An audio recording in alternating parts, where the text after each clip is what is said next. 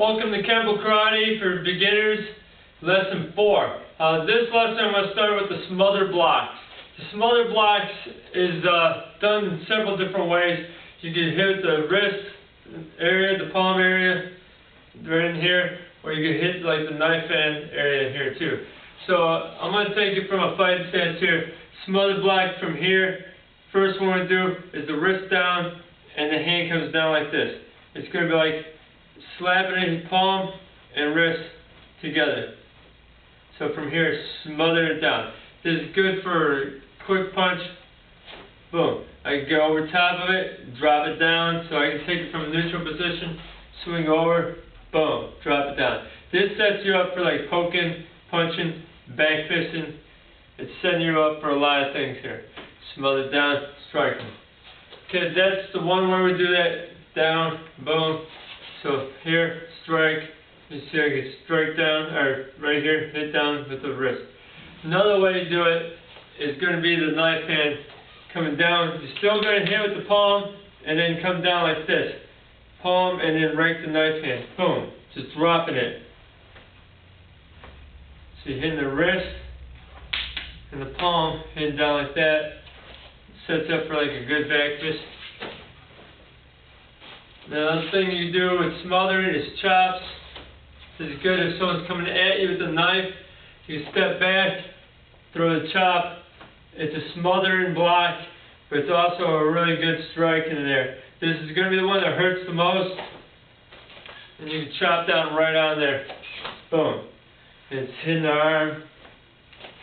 And you want to hit with this part of your hand, the ox jaw or the knife hand here. You don't want to hit towards the pinky.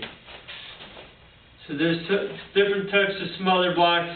Forward here at the palm wrist. Side here, in the palm knife hand. Or you could come down with a closed hand now, smothered down. This is good for if someone's coming and kick your knee. If you catch down on that knee, right here. You want to hit with more of the wrist bone. If you have an open hand and someone's coming at the knee, you're probably going to end up jamming your wrist. So this is where you want to come down with the closed hand. And that's where you would use that one. These are good blocks. And then you also got your chopping for like the knife attack, or someone's just going to punch you low. And you can just chop right on there. Alright, the next block we're going to do is the wrist blocks. I'm going to take it two ways. You may remember this from the Karate Kid, paint the fence and paint the house. So from here, let's get in the horse stance.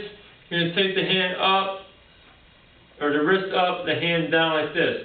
You can have your fingers pinched together like this, is like the crane. In Kung Fu, you use that as crane. Here's the objective. You hit it with your wrist. So throwing a punch, striking. That hurts too when you get blocked with the wrist bone. There's a very dense bone there. So come up. Another way is down. The tiger claw almost. So you hit here. So throw a punch, block. So you go up and down. So let's try this in the drill. Pick up one hand up, come down. Up, down. Together, up and down. Another way to do this here, you're going to come to the side. Same thing with the tiger claw deal. To the wrist, hit, and then get the crane beak and wrist with the hit with the wrist like that. Alright, so from here, come out this way, go in, or you go in, out. So here's going to be a drill. We're going to go in, out, out. In, then out. Here we go. In, out. So then you can call that paint the house. Alright, so next what we're going to do is a back kick. Now the back kick here, I'm going to turn to the side like this so you can see it. I'm going to bend the knee come up, kick backward, bring it back. I want you to hit your heel. So from here, feet are close together, bend the knees just for your balance. Hands could be up to help with your balance. Knee comes up, lean a little bit, kick, extending it, the leg, and bring it back. So 4 counts. 1, 2, 3, set it down as 4. The other side. Here we go. 1, 2, 3, and 4. So bend the knees. 1, 2, 3, 4. There's your back kick. Now we're going to do the Mantis block. When we do this, there's an in block and an out block. We're going to do the inward block, and then we're going to add a punch to it. I'm going to show this from fighting stance. So from here, so someone's throwing a punch, I can come in like this, I'm blocking here, and you can hit my forearm and hook my hand away. So I'm coming across, drop, and hook. So I'm getting over top. And it's a good way to grab somebody and just knock them away. Now I'm going to throw the punch. Now we can do this from the backhand. If the punch gets past this hand, I can clear with this one, throw the punch here. Clear here, throw the punch here. So let's do this together here. Hook, come out, there's your punch. This side, now they throw the punch, then you've got past this hand, hook, throw this punch. So from here, you can end up moving your body out of the way too as you do this. So if you're here and you get past this, and the punch is coming, just shift your weight into this one as you do this. And then turn. So quick, boom. It's a quick move. I know I said quick and did it slow, but no, it's a quick move. That's what I'm trying to get at on there. So from here, hook. So, or lean, boom. That is the inside Mantis block. Outside Mantis block, we're going to take from here. Hey, they're here, the punch is coming out. I can block with the outward block, extend it outward. But the hand, instead of having it here, the hand is dropped. So I'm getting over the hand like this, and then I can turn to a grab. Now from here, I can grab and punch. So block it out, grab, punch. Same thing here, if they're throwing a wide punch over here, I block it out, grab and punch. So this is the outside Mantis block.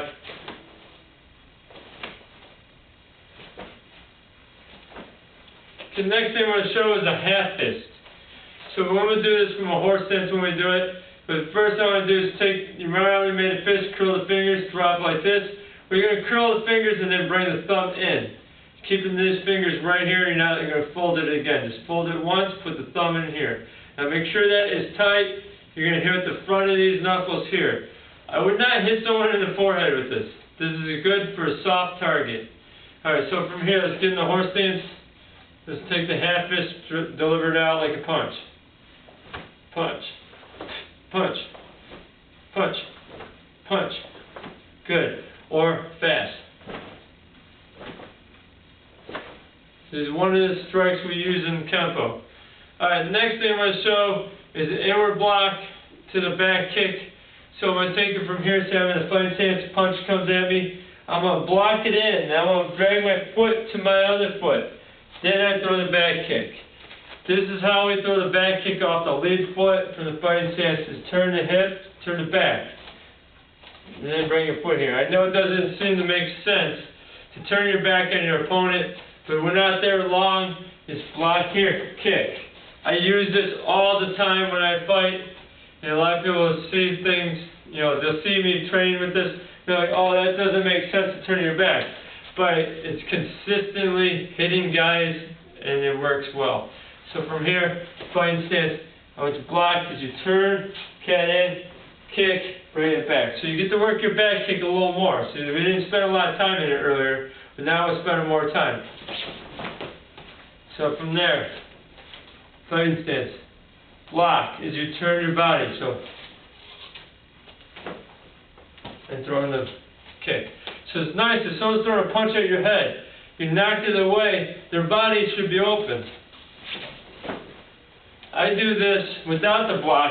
I use it to cover my head and see down in a little hole here, and I kick them in the rib as they go to punch me. So a lot of times from here, as I do this, they miss me with the punch and the kick is there. So that's a nice one. The last thing I'm going to show you is the cat stance, and I'm going to throw some kicks with it. So from a fighting stance, so from here, the cat stance is when the leg comes in, the heel is up and the knee is bent like a startled cat. And when the cat gets scared, I tend to curl up and make themselves look bigger. So this is what we're trying to achieve here. This stance is a transitional stance. It's the transition from footwork to footwork. It's the transition to get out of the way, step back here, those footwork to footwork there, or it's transition for a strike. Well, we're going to use it for a strike right now. So from here, fighting stance, cat, dragging this in, your weights are going on the back, knee up, front kick, turn, side kick. So from here, cat, leg up, front kick, pivot, side kick. Now, it's not the easiest to balance if you do it that slow. As you see, I wobbled a little bit too, doing it slow. But from here, it just makes it a lot easier. This side, cat. Make sure you turn that foot like we did. So from here, cat stance, front, side. Okay, that is Kenpo Karate for Beginners, lesson 4. Tune in for the next lesson. There'll be more.